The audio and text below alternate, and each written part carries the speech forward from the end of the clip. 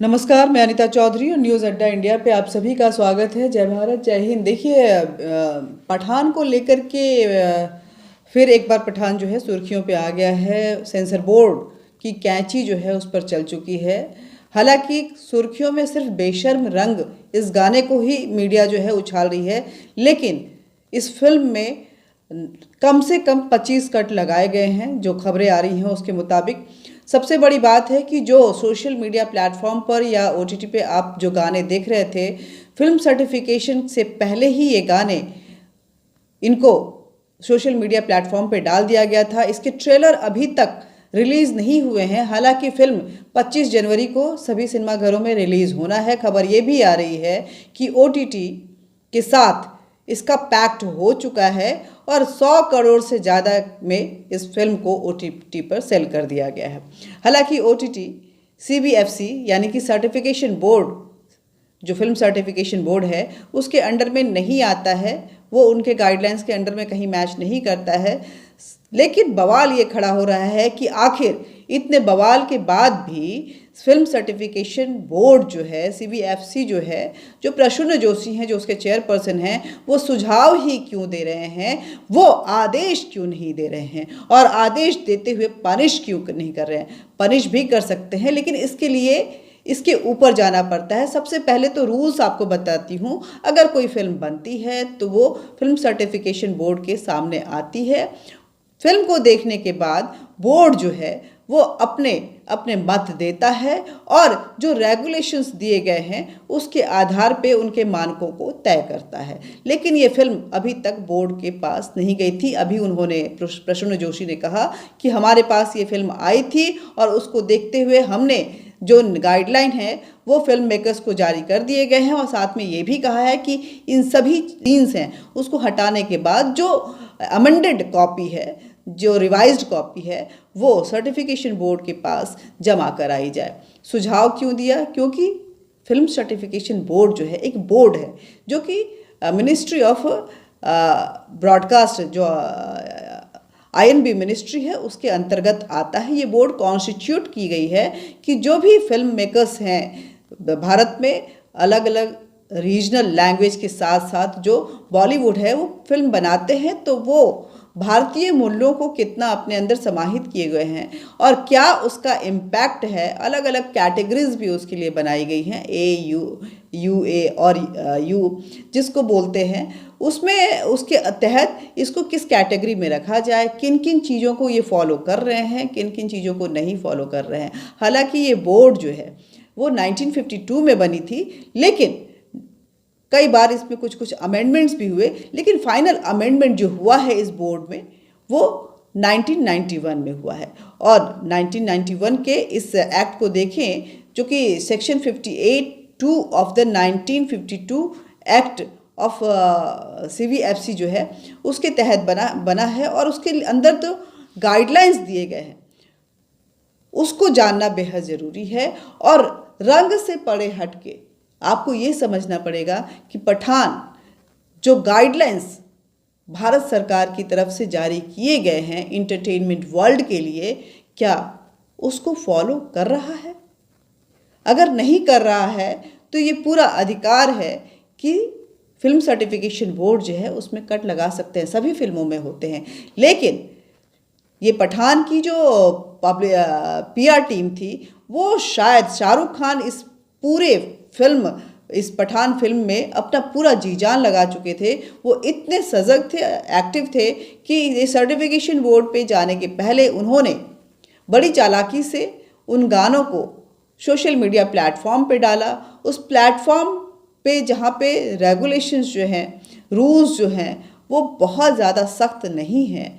वो बवाल तो खड़े कर सकते हैं, लेकिन वहाँ एक्ट के तहत उस पर कोई कार्रवाई नहीं हो सकती है। अगर फिल्म सर्टिफिकेशन बोर्ड के पास कोई मूवी ऐसी आती है जिस पे ऑब्जेक्शन है और फिल्म मेकर इसको मानने के लिए राज़ी नहीं होते हैं, तो उसके ऊपर फिर एक कमेटी बनाई जाती है। उस कमेटी में 12 से 25 लोग होते हैं। वो पूरे फिल्म देखने के बाद वो कमेटी तय करती है कि ये फिल्म जो है इस पर कट्स होने की चाहिए, कि इस पर बैन लगने चाहिए कि नहीं लगने चाहिए, इस पर कट्स होने चाहिए, क्या मानकों को ये जो गाइडलाइंस दिए गए हैं उसको फॉलो कर रहा है वो तय करती है। अगर उसके बाद भी फिल्म मेकर जो है वो अपील कर सकता है तो फिल्म मेकिंग के लिए ट्रिब्यूनल है जिसका नाम है फैक्ट्स, जो फिल्म ट्रिब्यूनल एक्ट जो है उसके तहत आता है, वहाँ जाके अपील करता है, ट्रिब्यूनल उसको देखता है। ट्रिब्यूनल जब ये फाइंड आउट करता है कि नहीं फिल्म में कुछ खामियां हैं और फिल्म मेकर को हिदायत देता है, फिल्म मेकर इससे भी सेटिस्फाइड नहीं होता है, तो फिल्म उसके बाद जो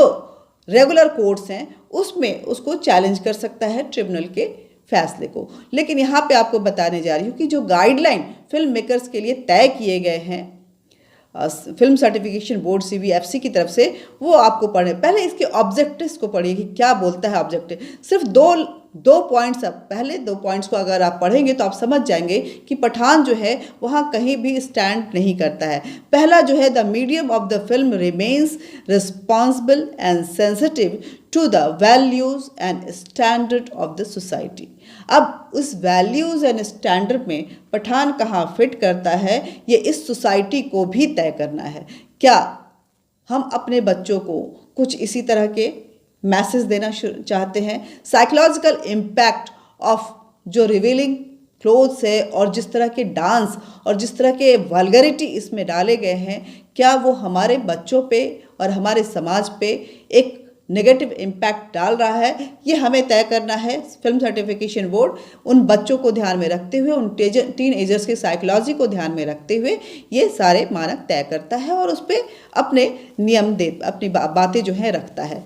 फिर दूसरा जो है, artistic expression and creativity freedom are not unduly curbed, यानी कि आप आर्टिस्टिक फ्रीडम और क्रिएटिविटी के नाम पर, एक्सप्रेशन के नाम पे आप कोई एक्स्ट्रा एडवांटेज नहीं ले सकते हैं।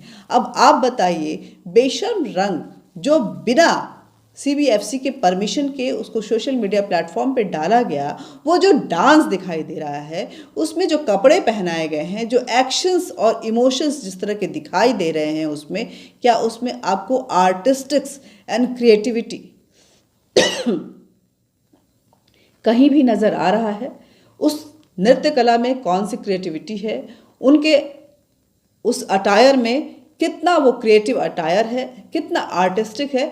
शायद आप देखेंगे उस पूरे गाने को तो आपको लगेगा कि ज़ीरो, नील बटा सन्नाटा। In fact negative, it has a negative impact on the society, खासकर जो हमारे बच्चे हैं, हमारे टीनेजर्स हैं, हमारे यूथ हैं, उनके ऊपर, क्योंकि ये वो एज होता है जो अपने तरंगों में घूमता रहता है और इस रिवेलिंग एटीट्यूड की वजह से वो उनके अंदर जो एक व्यक्तित्व का निर्माण होगा वो कहीं ना कहीं समाज के लिए अच्छा नहीं हो सकता है। हम कहते तो हैं कि हम फिल्मों को मनोरंजन के लिहाज से देखने जाते हैं, लेकिन फिल्मों में दिखाई गई वो बात कहीं ना कहीं बैक ऑफ द माइंड हमारे दिमाग में कहीं भरा रहता है। उसका एक परसेंट भी अगर वो हमारे इस कोने में पड़ा हुआ है और हम उसको अपने व्यक्तित्व में शामिल करते हैं, अपने पर्सनालिटी एंड पर्सोना को उसमें कहीं ना कहीं घोलने की कोशिश करते हैं, तो उसका इम्पैक्ट सोसाइटी पे, हमारे फैमिली पे, हमारे समाज पे पड़ता है।